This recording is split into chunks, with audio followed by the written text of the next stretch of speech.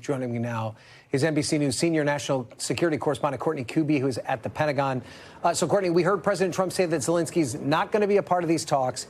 How significant of a blow is that for Ukraine and European nations? It's a huge deal, Ryan. I mean, the notion that President Zelenskyy would agree to any kind of a potential outcome out of the meetings in Alaska seems pretty far-fetched. Imagine that would mean President Trump and Vladimir Putin would theoretically come up with some sort of an agreement and then present it to President Zelenskyy. And President Trump has already made it clear that it would likely involve the Ukrainian people giving up parts of territorial Ukraine. You know, President Trump talks about it as a land swap. What he's really saying there is the possibility of Ukraine giving up territory that they own, that Russia has fought for and maybe in many cases maybe occupying now. So the notion that that they would come to any real agreement that President Zelenskyy would then agree to without being at the table seems pretty far-fetched right now. Yeah, and you know, President Trump seemed to hint that ultimately he does want to see President Putin and President Zelenskyy together in the same room. But how difficult will that be given how far apart the two sides are, especially on this issue of territory?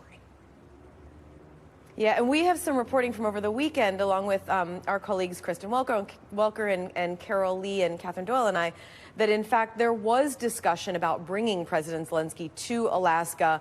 It wouldn't necessarily mean that all three men would be in the room at the same time, but as part of almost a shuttle diplomacy, I guess you would call it, even if they'd be in the same location. But that seems to have not worked here, and officials telling us that part of that is because they are so far apart on a potential deal here. President Zelenskyy has been very clear, especially over the last 3 or 4 days since this decision to have this meeting between Putin and Trump in Alaska came to light. He's been very clear that he has no intention of ceding any Ukrainian land as part of a peace deal here. In fact, he continues to focus on the need for a ceasefire. That would likely have to be the first step before any real agreement is made here, is some sort of an agreement on a sustained ceasefire.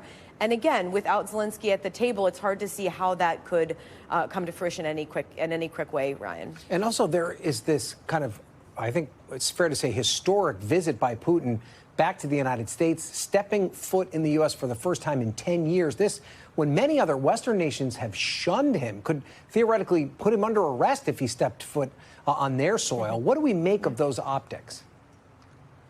Yeah, so there's two ways you can look at it. I mean, number one, you could look at it as Vladimir Putin traveling to the United States to meet with President Trump. So in some ways, meeting on U.S. soil, meeting on U.S. turf, that could be a sign that maybe Putin is ready to make some sort of concession. But you could also look at it the way that you just were describing it there, Ryan, and that is that President Trump inviting Vladimir Putin to U.S. soil and the symbolism of that, and then the symbolism of him coming to Alaska, which the U.S. got from Russia, almost 200 years ago.